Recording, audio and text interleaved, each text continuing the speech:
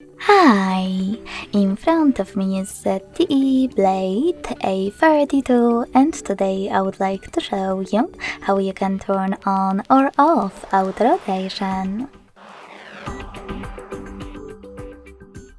Begin by going into Tab menu and looking for Auto Rotate shortcut. When you find it, click on it. As you can see, mine is now gray. That means that auto rotation is disabled, but you can always enable it by tapping on the same tile again. If you wish to, you can also go into Devices settings, click on Display section, and tap on Advanced.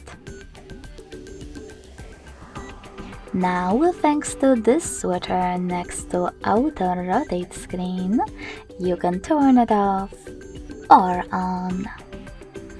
Thanks so much for watching. If you enjoyed this video, smash that like button, comment and subscribe.